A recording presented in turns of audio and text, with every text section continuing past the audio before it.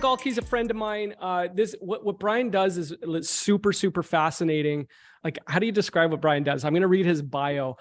Brian Galke has over 15 years of experience in the field of communication and interpersonal skills, and has worked with a wide range of clients, including individuals, small businesses, and Fortune 500 companies.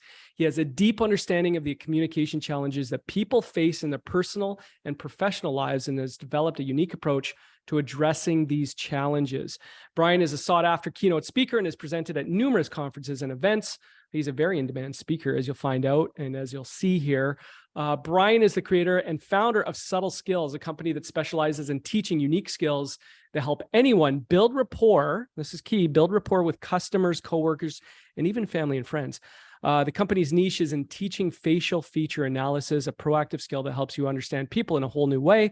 In addition to his work with Subtle Skills, Brian is also a mentor and advisor to other entrepreneurs and business leaders. He is passionate about helping others succeed and is dedicated to making a positive impact in the lives of his clients and the wider community. Brian, welcome to the GpG Mastermind this week.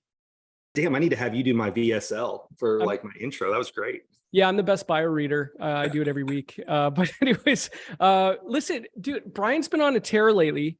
Brian has been on a tear. Everybody wants Brian to speak. I mean, he's on Oprah. He's at the Grammys. He's opening for Drake. I literally see Brian everywhere. He is traveling the world, speaking on the art of facial analysis. I know you're going to do an abbreviated version of what you presented at, I think it was D2D Con, right? Door to Door Con, right. Yeah. So you're going to be doing that. But today, hopefully the attendees will have something that they can walk away with and 100%. Put into their everyday business. And I think that's the key. But before we do that, I want you to assume no one's heard of you and nobody knows what you do, right? Sure. So just keep that in mind. Like, first time we've met you, don't know anything about facial analysis. What is this and how can it help our business, our relationships, our everyday life? Absolutely. So we're going to go through that in the PowerPoint. What's it based on? Even though I founded Subtle Skills, I did not find the actual skill. So physiognomy has been around since the Greeks. It's kind of crazy because we're all amateur face readers. We just don't know we are. And I'm going to teach you guys that today. And you're going to walk away learning just simply by eyebrows how it will change how you interact with people. So who gets this type of training? Door knockers, realtors, you name it. Any type of sales, this can be utilized, but it can be used in your personal life as well. So you're learning a business skill that can literally carry over into your entire life. So I do have the PowerPoint that we're going to show. That same thing, if I was doing a keynote in person, you guys are going to get to see today. And like I said, we're going to dissect some of your team there that you sent me pictures of. So what that shows is people go, oh, it's gaslighting. Oh, this can't be real. This is what you can just literally look at a picture of somebody's face and figure out, I know what I want to say, but I want to learn how to speak their language. So it's no different than the 5 love languages, right? The way that you want to give isn't necessarily the way that they want to receive. So when you learn to focus on the other person and make it about them and not you, it's a game changer. So with that, let me pop up my screen here. All right, so what we're going to talk about today is how to build rapport so you can win the door. Why do we calling it doors? Obviously, we're going to be talking to people in the real estate today. So what you always hear is, hey, how many doors do you have? How many doors have you sold? But it's not just about who's selling their house, who's in the market to buy the house. But you have to have all these other relationships, right? So it's a lot of networking. It's a lot of working with other people. And so when you're learning to build this rapport, what does it lead to? Increased sales. That's why we're all here today, right? But you can learn how to instantly talk to anyone. And because you get out of your own head and into the present moment, you overcome hesitation. And when you're building that rapport with people, it also keeps you in the present moment. All these things change, and it's what makes you, I put on here, dangerous. And we call it an unfair advantage because all you're doing is you're getting out of your own way and you're focusing on the other person. That's what most people don't do this day and age. We're so focused on, well, here's what I need to say, and I need to make this sale. But when you learn to focus on other people, it makes a huge difference. If you've ever read the book, Man's Search for Meaning by Viktor Frankl, the people who could survive the Holocaust were the people who focused on, I want to see my wife again. I want to see my kid again. When we focus on other people, we get more out of it. And why is that important? Because people like people who are like us. And there's a big trend in this industry of, I'm going to figure out, I'm going to win them over. I'm going to NLP them. I'm going to, when they cross their arms, I'm going to mirror and match them. I'm going to do all these things. Well, people are so aware of all that going on right now that people are on guard, watching out for, are they trying to match me? Are they trying to mirror me? Now, those are valuable skills. Like if I'm genuinely talking to someone and I notice that our body language is the same, I take that as a sign of we built rapport, but I'm not trying to control the interaction, because I want to find commonality, not con manalities, if that makes sense. But there's all these skills that you can learn. Parroting is amazing. If you've ever read Chris Voss's book, Never Split the Difference, when someone's talking, the way to let them know that you're listening is you repeat back part of their words. So they're like, oh, I've really had a hard day. Oh, hard day? And then they expand. But if you change the language and you say, oh yeah, that really sucks, they don't feel like you're listening to them. So these are all important skills, but people just want to know that, hey, you're like me. And that's where this comes in. So in the first picture here on the left, what you see is someone who's focused on their message. And what you see in the background is people are blurred out. And when you're not paying attention to people, they're not going to pay attention to you. However, if you look at the picture on the right, when you learn to focus on other people and people genuinely see that you're focused on them, they give you that time and attention right back. And you get out of your own way when you're learning to do this. So how did I learn it? Kind of funny story. 2011, a friend was coming in town. She said, hey, let's meet for dinner. Okay, I show up to the restaurant. She calls, she said, hey, I'm not going to make it. Oh, here we go. She's like, no, you need to come over to this dinner. I'm like, I already ordered my drink. I'm going to stay here. She said, no, you need to come meet this guy. I'm like, okay, why? She's like, he reads faces. I'm like, ooh, I should definitely come meet this guy. So I went with this intention to just go blow holes in this guy the entire time, because I thought he's going to say generic phrases, Barnum statements. Oh, you've had a hard time in life. No, who hasn't, right? And I went over there and this guy immediately dissected 8 people at the table, and I was instantly hooked. I'm like, whoa, how do I learn this? Because I'm an introvert by nature. And I'd always picked up books on body language, NLP, you name it, anything that helped me figure out how to socially interact with people, but I'd never heard of this skill. And it was the first proactive skill that I had ever run across. So what I want you guys to do today is take a quick selfie of your face. There's a reason for this, because when we're talking about these things, people want to look back at their own face. So what you can do is just take a picture, and later on, you can look back and go, okay, well, what did my eyebrow say? All this information. But what we're going to have at the end is we're going to put this QR code back up. So this is how do you download the 3 eyebrows cheat sheet that we're going to talk about later on, and how do you follow me on social media? So you okay, yeah, stay there. So we want to scan that. This is a cheat sheet for how to read eyebrows. Correct. And it's going to be at the last slide too. Oh, it is. Okay. Never mind then. Okay. Yeah. So if people want to get into it now, great. No, if not, I end with it as well. I didn't mean to blow up your spot. Keep going. I'm sorry. No, you're good. Normally I will tell you when I'm up on stage, I'm like, well, since you're to have your phones out, guess what? Right. So here's the part that's going to blow your mind. Everybody on this call has already had some training on how to understand other people based on their facial features, because it's part of our everyday language. Our language is peppered with phrases. Keep your nose to the grindstone. Keep a stiff upper lip. If you see somebody who has a flatter upper lip, they don't like the idea of talking about themselves until they feel comfortable. So actually, you and I were texting about this yesterday, because one of the people whose faces we're going to look at had a flatter upper lip. And I responded back, did you get their permission? Are you sure that they volunteered for this?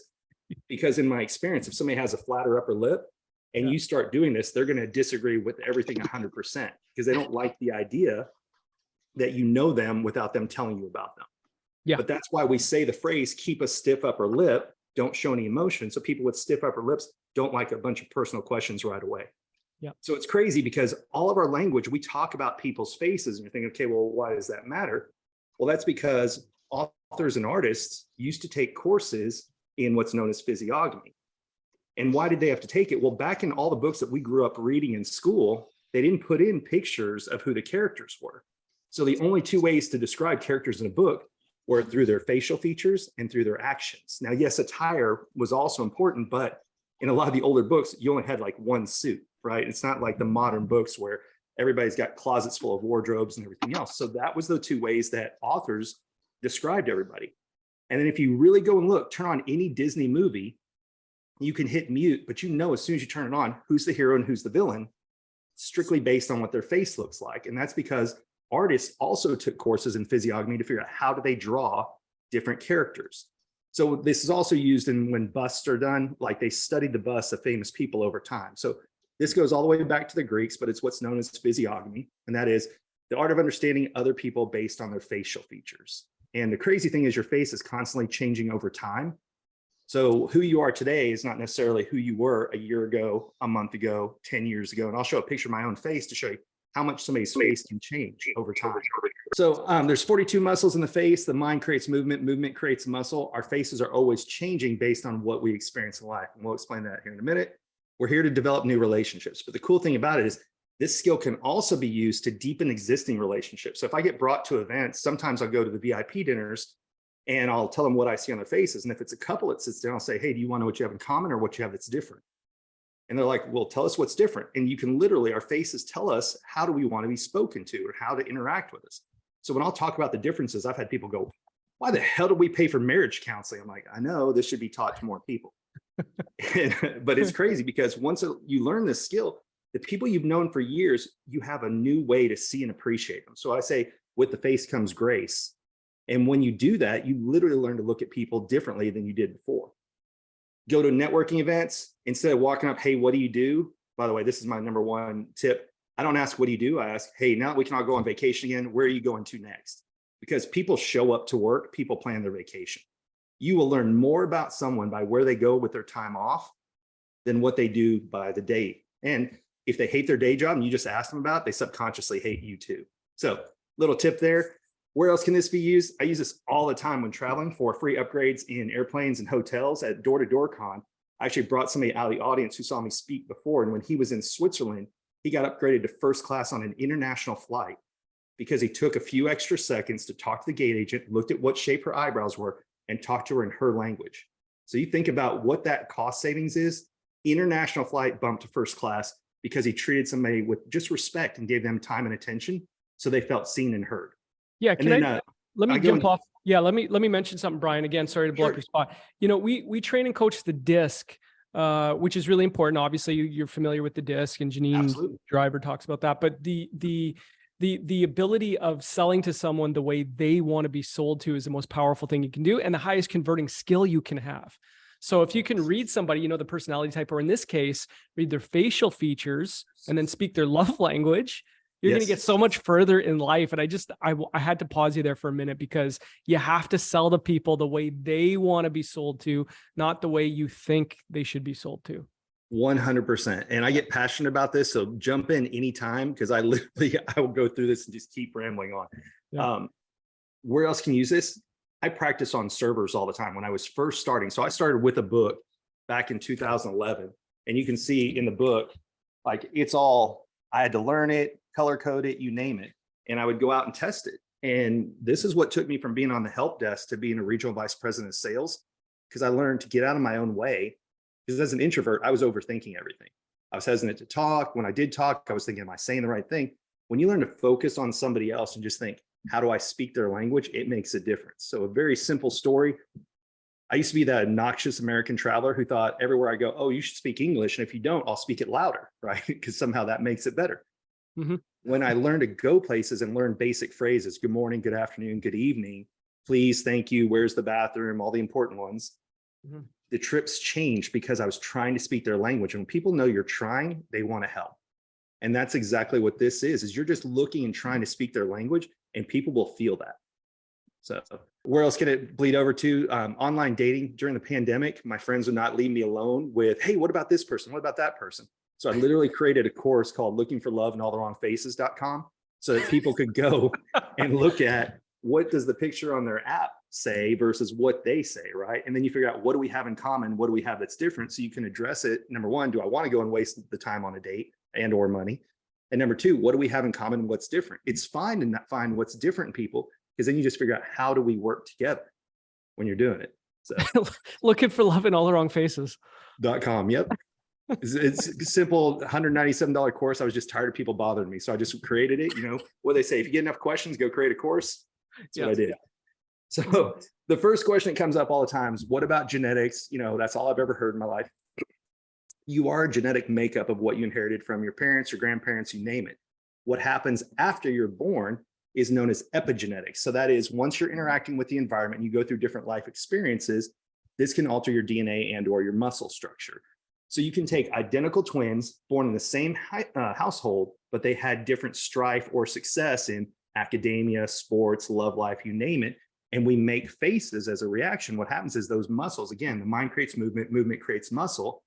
They change over time until it will literally alter your face. People go, there's no way in the world that can happen. So I like to use the picture of the guy here who's got the big upper body and the little tiny legs. Well, that's not genetics. That's that dude skipping leg day, right? So he chose what muscles to move, and that's what altered his body. Well, your face is no different.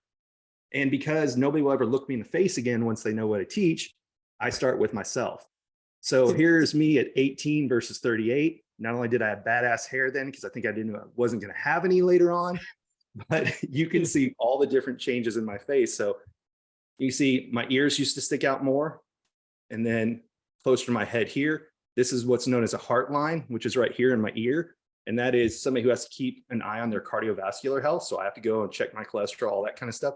The biggest change everybody notices, look at this eyebrow that used to be straight. Now look how it's angled. Well, when we teach eyebrows here in a minute, you're going to understand, what does an angled eyebrow mean? How do you talk to that person? Mine came in when I became a corporate trainer, and I had to learn the material to then teach to other people. And it literally altered the state of my face. Other things you may not notice till I pointed out, as a kid, my eyes used to angle down. And that's because I was raised in a very loving household, but they were always worried about what could potentially go wrong. Have you thought about this? Have you thought about that? So it's not a negative Nancy situation. It's a preparation situation. Then when I got into more self-development, look, on this side, it evened out, and on this side, it angles up. And we'll explain what that means here in a minute as well. All right. What's the biggest challenge that everybody's having? And that is communications changed. People went through 1 to 2 years where they didn't leave their house in some cases. Their business has changed to, they want to do Zooms versus in-person meetings, phone calls, emails versus the old face-to-face. And then I was even in the Seattle airport over Thanksgiving, and 40% of the people were already back to wearing masks. So with masks, you can only see so much of someone's face.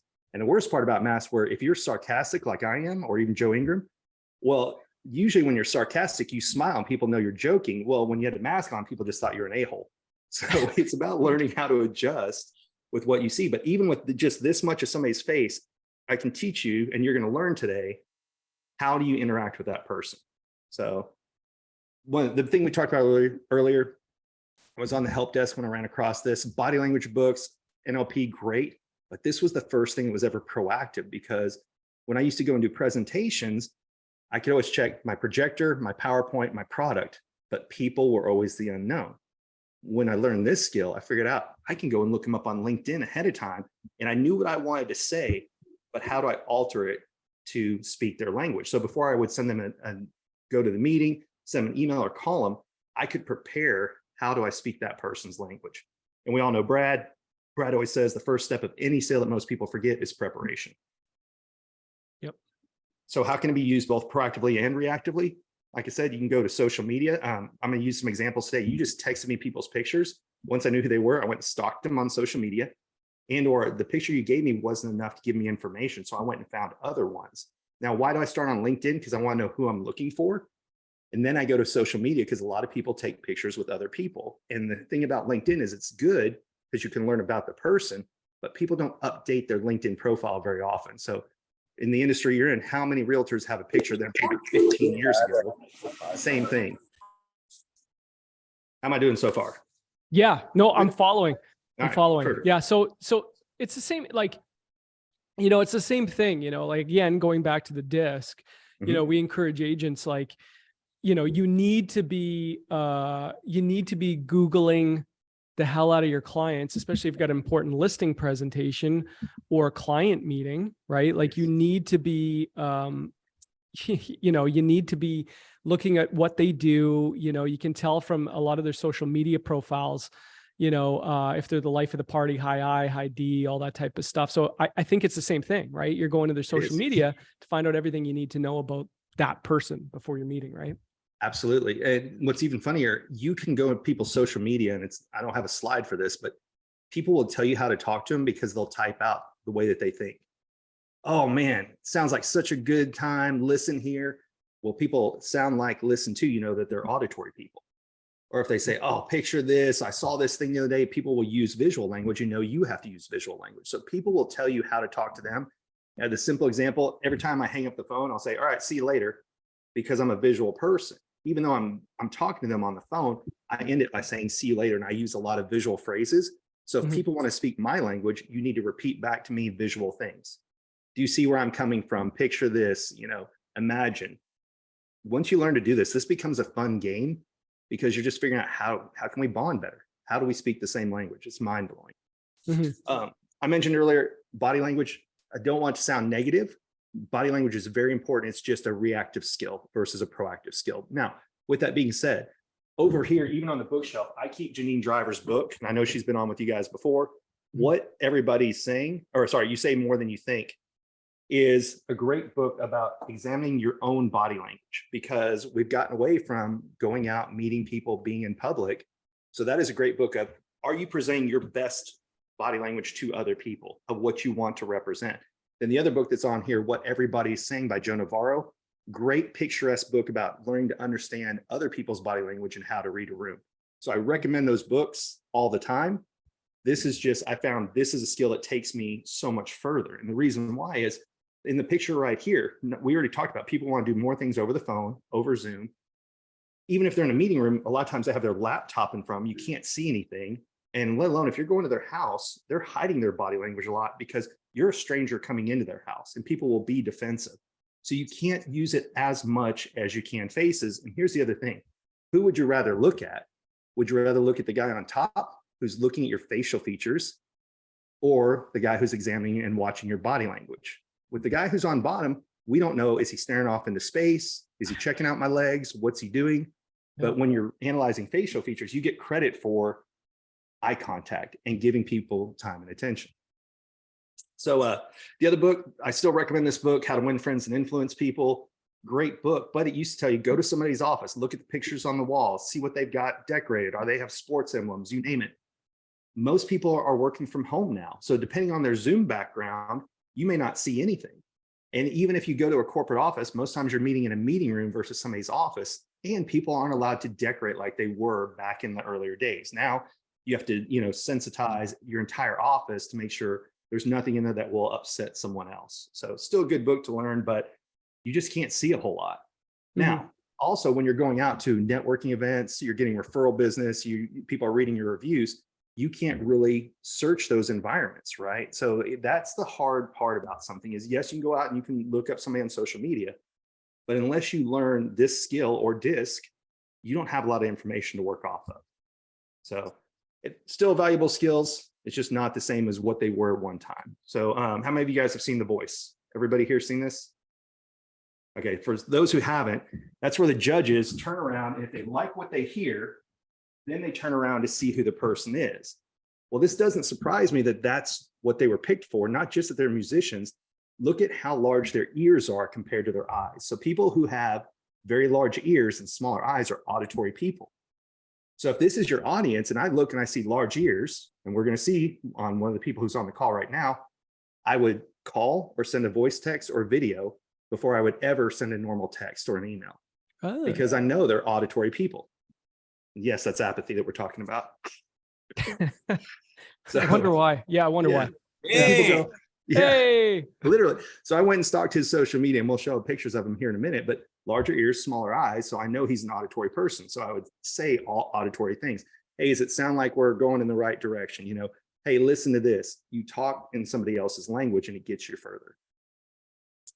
We all know Steve Sims. He's been on your show before. Yep. This is Steve's LinkedIn profile. It's a horrible picture to try and understand what somebody looks like, right?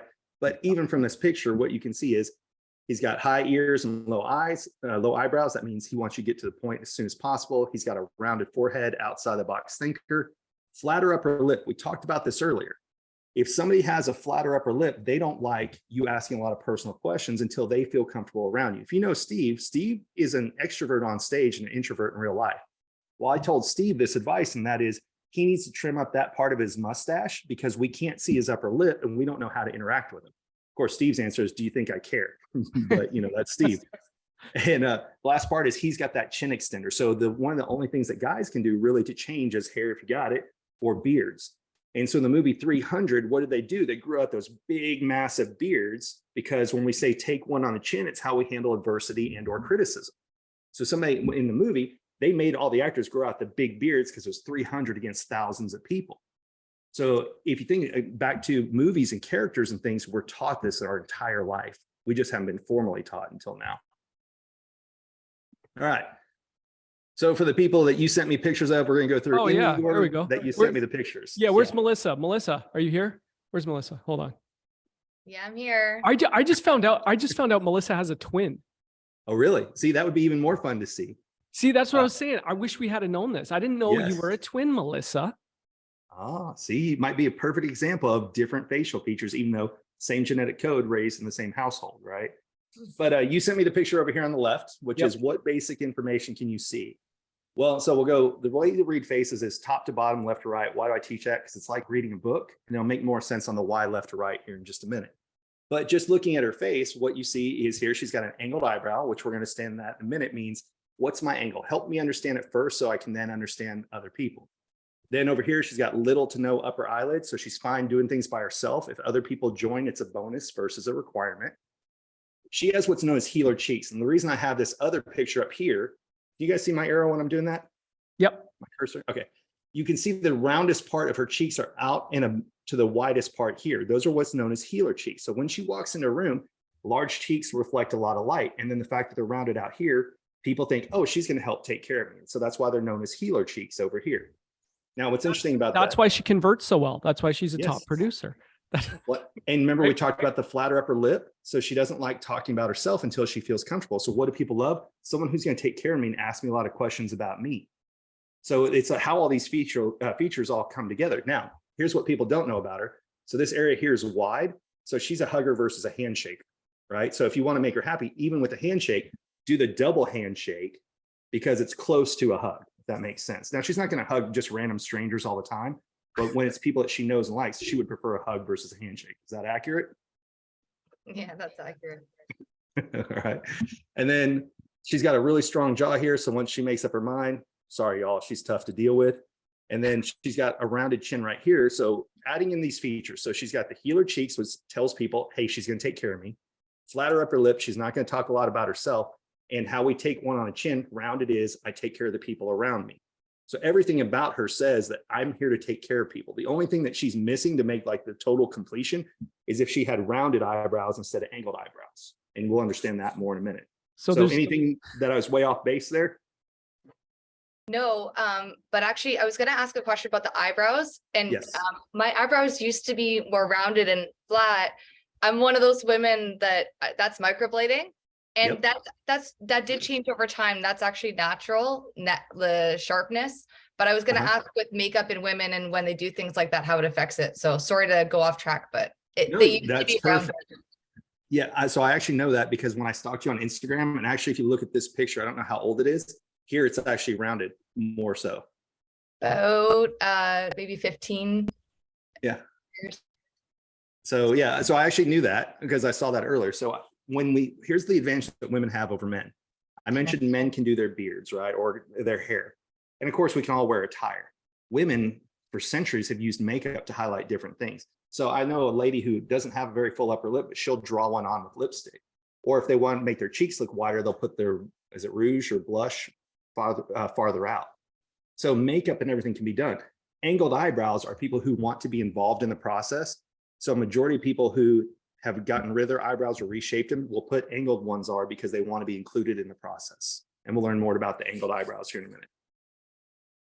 Does that help answer? Yeah, it does. Thank you.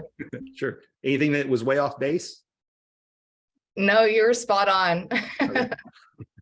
Kind of fun, right? All right. So here we've got Len, and I'm going to go through this. On this particular picture, this is a little bit of cheating. We actually looked at your face before, but for the people who weren't on that time, so starting at the top, going top to bottom, left to right, Einstein line. So this is deep, intense study. Those things are earned over time. So, you know, if you meet someone who has those Einstein lines like Len does, he's not a bullet points person. Give him just a little bit more detail. That's what makes him happy. The next part down, this is a really cool thing that not a lot of people have. He has what's known as chameleon eyebrows. So if you look over here, you can't see the shape of his eyebrows. Well, what do we assume when we can't make things out? Oh, he's just like me. So Joe Ingram that we talked about before, even Janine to a degree has chameleon eyebrows, which is then people think, oh, they're exactly like I am. So it's a consensus builder with other people. He's another one, larger ears, smaller eyes, so more auditory versus visual. So when you're saying things to him, use auditory phrases. Now, here's the key thing that anybody who has larger ears, because they're listening to your words, you need to make sure you keep your word with what you say you're going to do. If not, it's kind of a what you call it, black mark against your name, because they're listening and expect you to live up to your word versus what you say in email or text. What's interesting is we all have different size of nostrils on each side of our face. So I'm going to get into this and I'll show it again a little bit later, but we have a personal side of our face and a professional side. So if you say, hey, are you married? It would be a personal question. This is where a wedding ring would go. This is always the personal side of your face. This is always the professional side. It doesn't matter if you're left-handed or right-handed. It's always personal, where your wedding ring in the US would be. Professionals on this side. So looking at Len's face, a larger nostril on his professional side. So he's a bigger risk taker at work than he is at home. And you can literally look at people and their nostrils will tell you, do they think in terms of scarcity? Do they think in terms of abundance? We're going to talk about somebody on here later. But I guarantee you takes on more projects. They can probably handle a majority of time, but he'll keep doing it because he's got large, abundant nostrils. Sounds like Len. Sounds like. And here he's got talk lines. That's how you get to know people, right? It's not a surprise in this industry because you have to talk to people for it. A little bit of a flatter upper lip, so he's not going to immediately go to talking about himself, but he's got a little bit there. So you can ask him questions, but it's a give or take. It's not a requirement. And then large rounded chin, just like we saw a second ago right here. So anything that was way off base there? No, you were right on. Again, thanks, Brian. It's always nice to hear that. And my staff now know that's the problem now. So my agents and my staff will learn to read me, guys. Yeah. It's an issue, Len. So I would send Len voice texts or videos, right? Versus, or call him on the phone versus regular text. I mean, that you just learn to adjust to what people's face says versus what you want. So when I was married, my wife was auditory, I was visual. So I would send her texts and pictures. She's like, just tell me. So we had to come up with a system. If we were going to the grocery store, if I'm going, you better text me what you want. Because if you tell me, I'm coming back with 2 of the right things and 3 of the wrong things. Okay. And if she's going, don't text her, tell her what I need. And that's how you work on compromise. So you just learn, what do we have in common? How do we handle things differently? Thanks, Brian. Yeah. All right. So the first picture is the one you sent me on apathy, right? So yes. It was kind of hard to see a lot of features. Now, what you can see is a really strong long nose here. So that's good long range planning, but I couldn't see a lot. So I went and stalked him on social media and got the picture here and a live video that he did here. And the reason I wanted this line right here that you see. So I took the picture that gives the most detail. And so again, top to bottom, left to right, straight, low eyebrows, get straight to the point. Don't waste his time. The longer you talk, the more you lose him, right? Then he's got what's known as this freight train line right here. So once he makes up his mind to do something, you can get out of the way or you can get on board. But if you stand in front of him, he's just going to run you over. It's not a bad trait. It's just once he makes up his mind, he's going to make it happen. So you can go with him and you can help adjust a freight train when it's moving. But if you stand in front of a freight train, you're just going to get run over.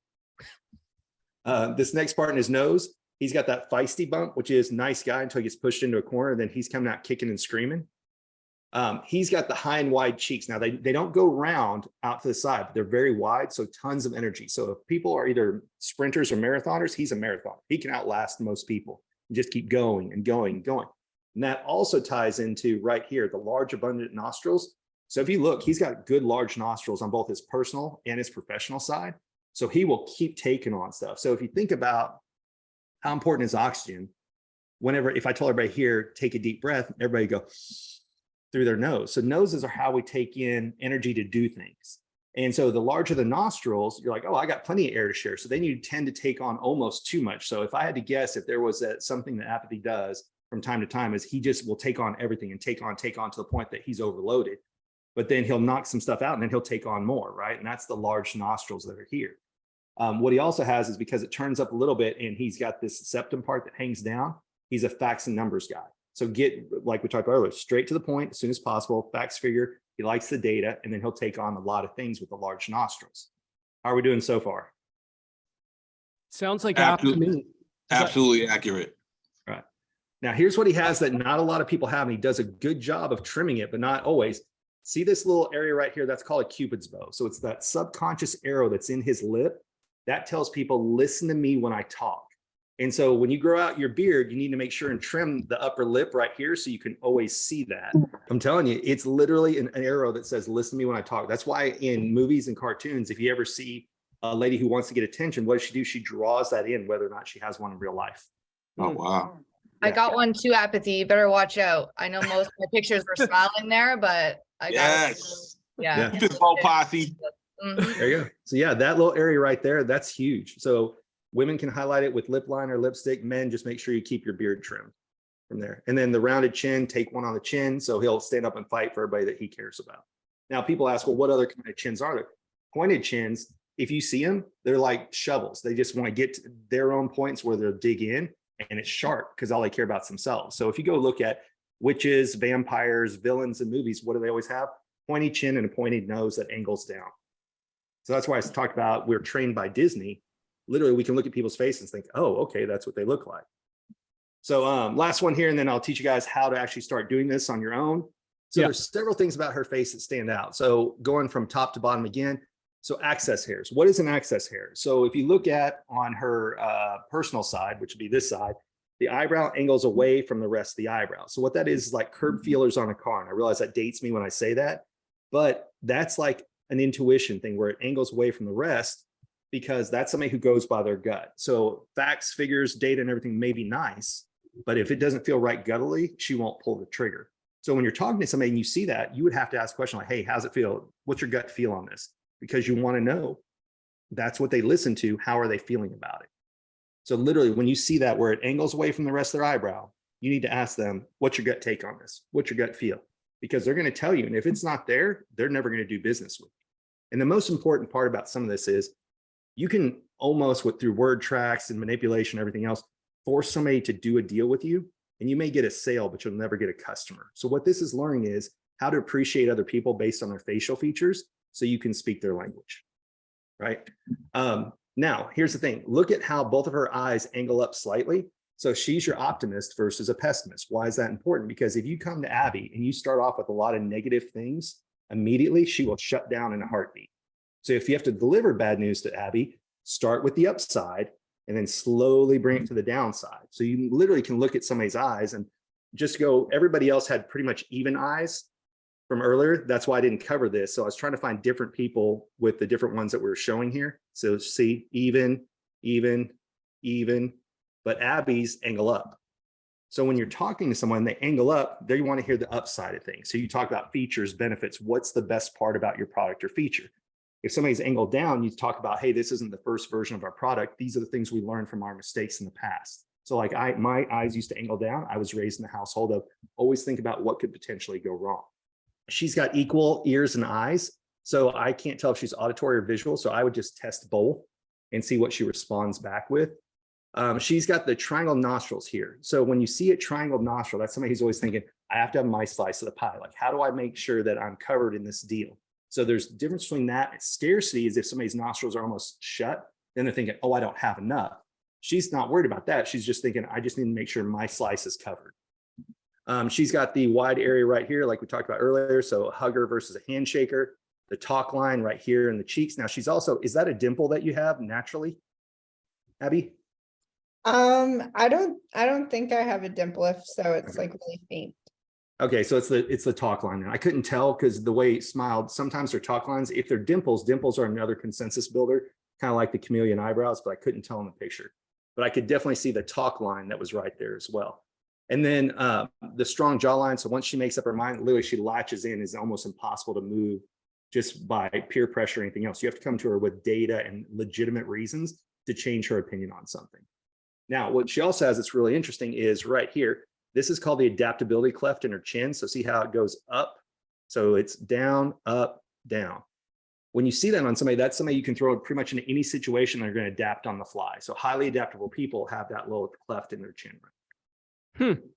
That's a new one. That's a new one. What do you think, Abby? Yeah, that was awesome. Thanks so much. Anything you disagree with? And I'm completely fine. You can disagree because it's always a conversation. Yeah, I don't think like I'm very like I don't think hearing is like one of my stronger senses. I think I am more visual for sure. but you said either or, so I guess that makes sense. Sure. What about the upward angle eyes? Are you always looking more for the positive side of things? Yeah, no, that's 100% true. So with Abby, if you had to deliver bad news, you'd have to start with the good first and then get to the bad. I just don't even want to hear the bad news. Well, I know, but eventually we have to, right? You got a good strong chin so you can handle it, but it's not going to be your favorite part. Yeah. So yes, that's the just pictures you sent me. So this goes to show people say, oh, it's gaslighting. I'm like, gaslighting is what you can say, but you can't repeat. And that's the difference with this is because I'm reading people's faces, I can see you right now. I can see you a week from now and a month from now. As long as your face hasn't changed, I'm going to say the exact same thing. Gaslighting is telling people what they want to hear because I'm reading a map, which all a face is a map of where you've been. It's not going to tell your future. It can't tell you if somebody's a cheater or anything else, but it just tells you how to interact with somebody and how to speak their language. That's the difference. Because I know people are thinking, is it gaslighting? When I do this in person, they're like, oh, you're looking for nodding and all these kinds of things. I'm like, show me a picture. So that's why we wanted to start with that today.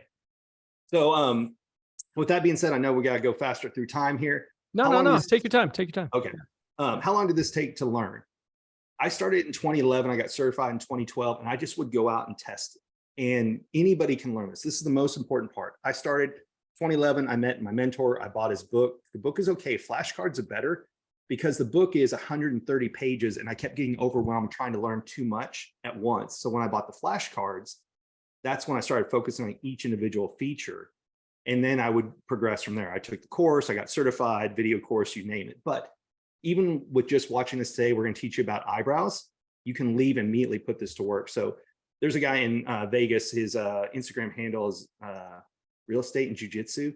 It's Courtney. I don't know if you know Courtney or not, but he just off eyebrows has closed more and more real estate deals because he's focused on thinking, okay, how do they think? And he was the one who thought I was full of it.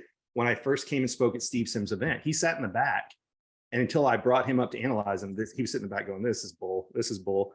But he's gone out and he's tested it. And you will be surprised. So assume I'm full of shit. I don't know if I can cuss or not, full of shit.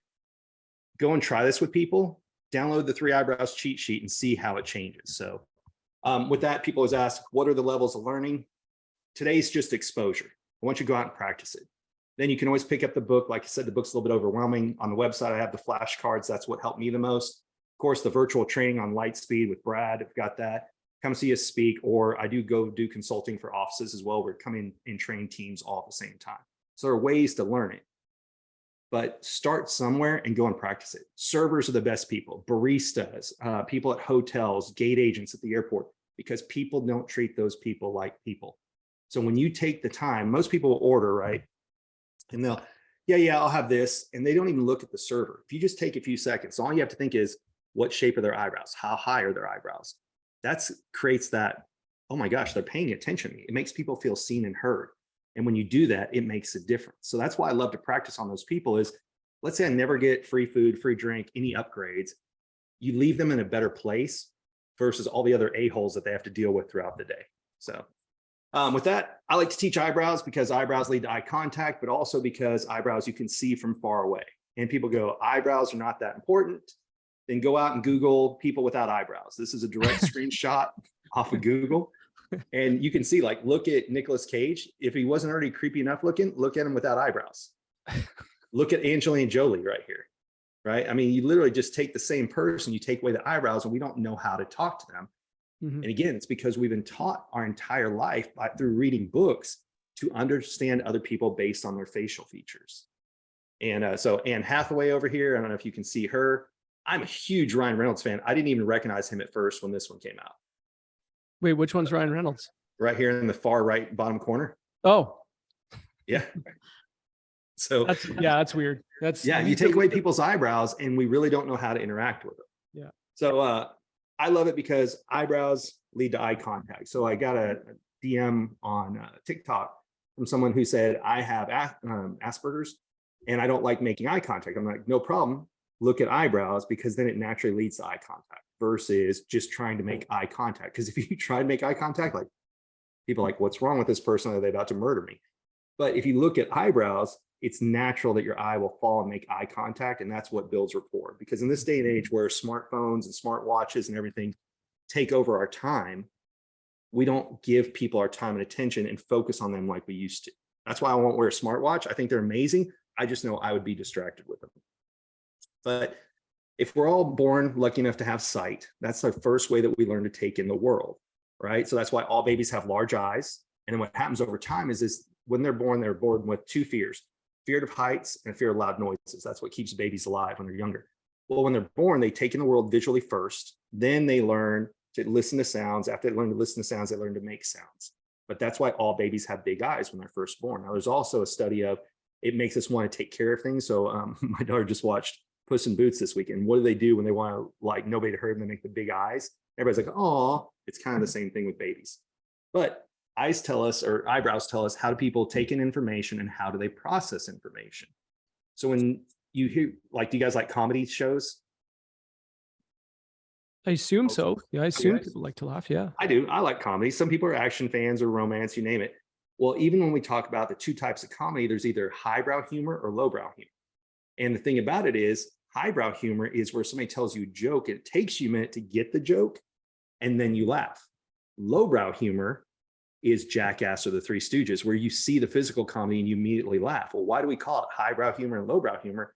Because that's how people also process information. So if you think of eyebrows like a speed bump in the road, data is always racing down your forehead to get into your eye. So the higher the eyebrow is, the more time, because you can only go so fast, you have to go over the speed bump, then you try and accelerate again. Versus if the eyebrow is low eyebrow, data can race right down your forehead to get into your eye. So when you start looking at people that way, people with higher eyebrows, the information goes a little bit slower for them to process. So if you're talking to somebody who has high eyebrows and you think this can be a one-call close and I'm going to force them into it, they're going to have buyer's remorse.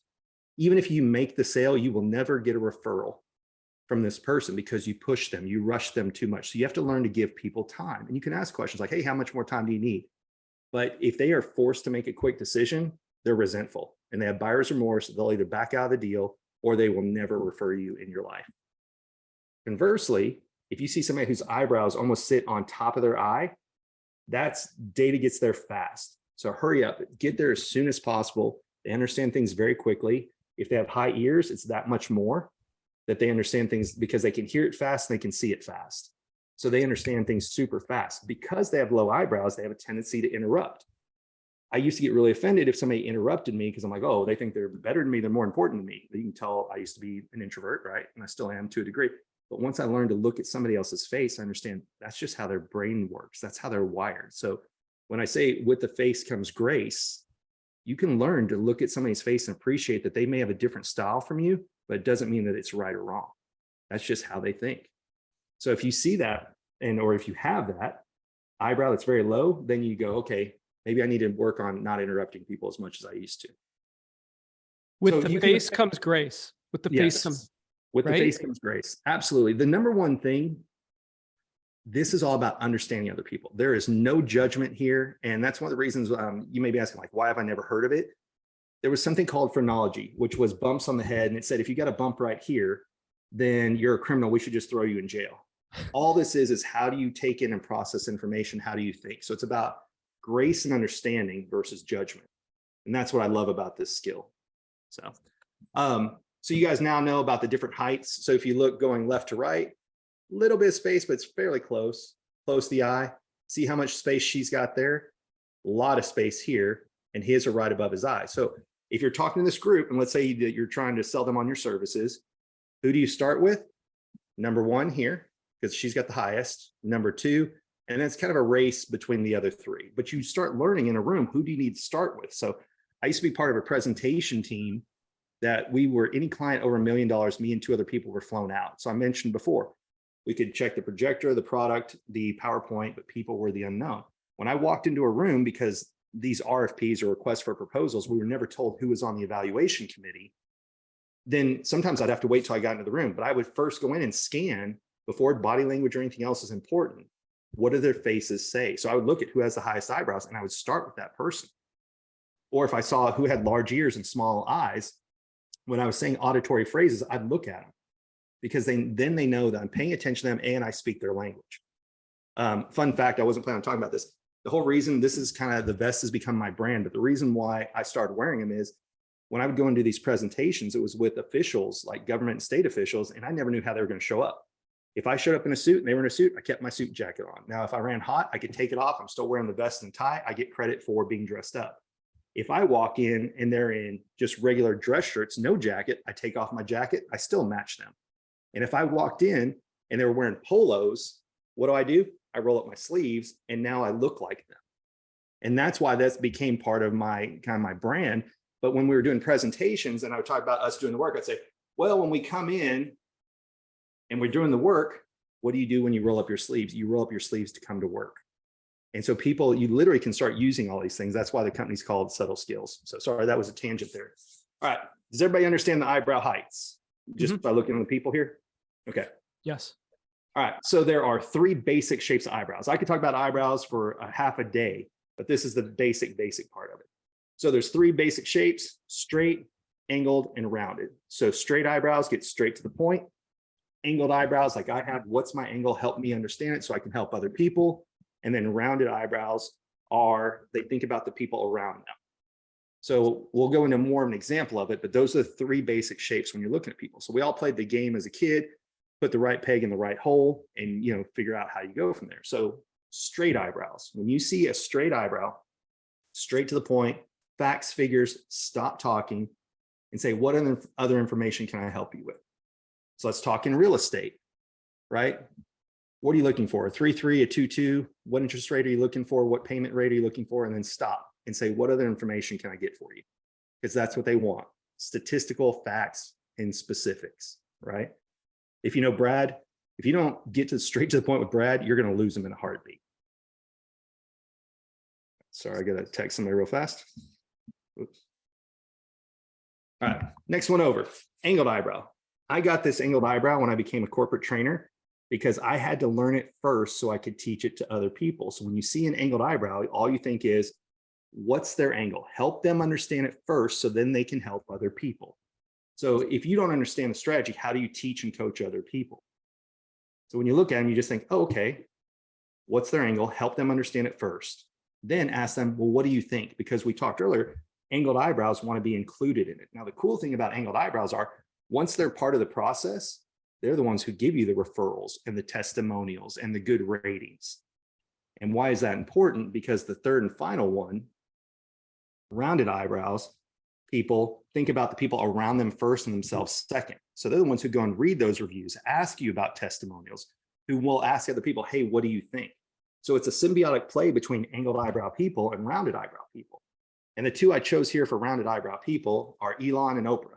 Now, Elon, I don't know what people think about Twitter or not, but he could have retired after PayPal, right? He made a ton of money. What did he do? He reinvested it all in Tesla to help people with electric cars. What do you do after that? SpaceX. What do you do now? Twitter, you name it. So it's always about other people and not just him. If it was about him, he had his name, he could have retired. He'd sit on the beach right now, sipping margaritas or pina coladas, whatever your drink is.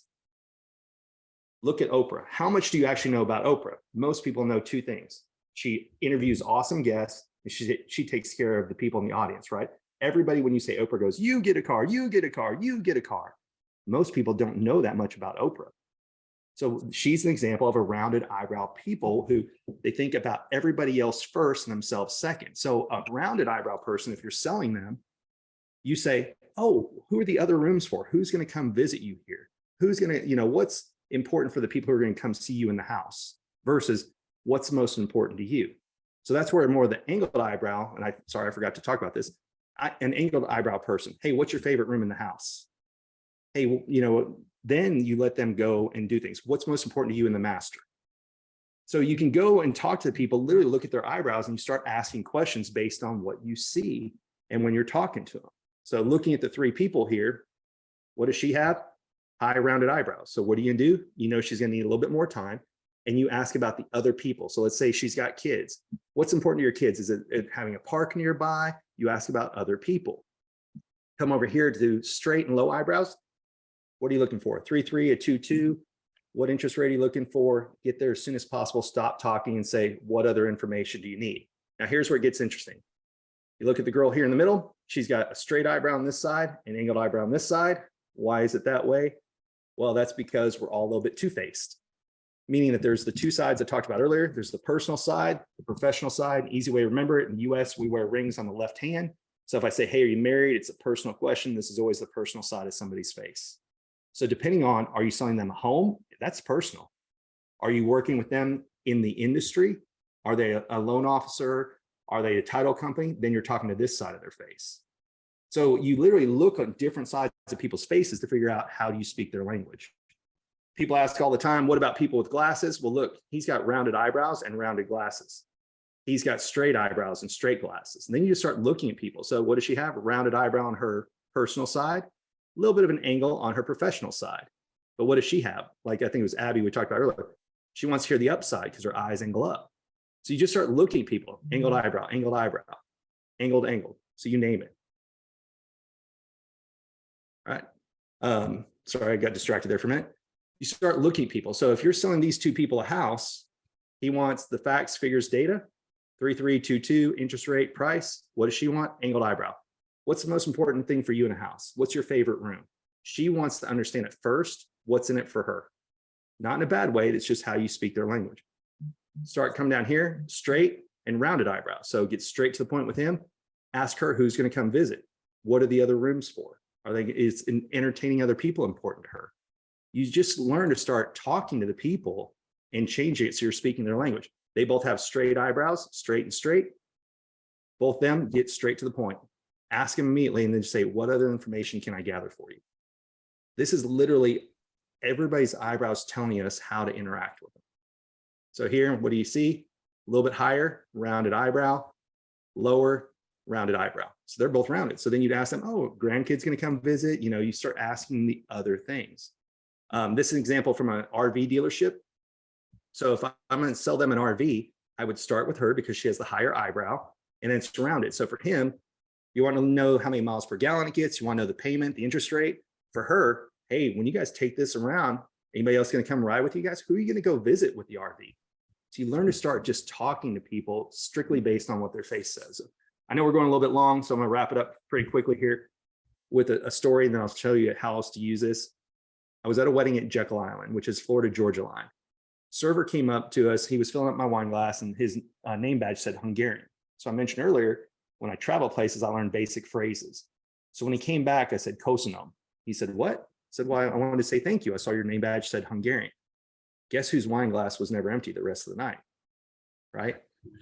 Nice. Mine, but my entire tables. Why? Because I took a second to speak his language and make him feel seen and heard. When you're doing this, look, every type of sales, I've been in sales for 20 years.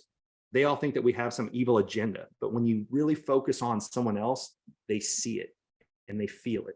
And that's what will change this for you. Even with just the eyebrows, don't stop there, but start there and see that when you're focused on them and you just take that second hesitation and think, how do I speak their language? They know you're not just speaking a memorized script, but you're working on things with them instead of just what you have commission breath on. So how do you learn it real fast? Basically, I have the acronym FACE, find the feature, assess the meaning, convert it, and express it. So we already talked about where do you find a picture of people, go on social media, LinkedIn.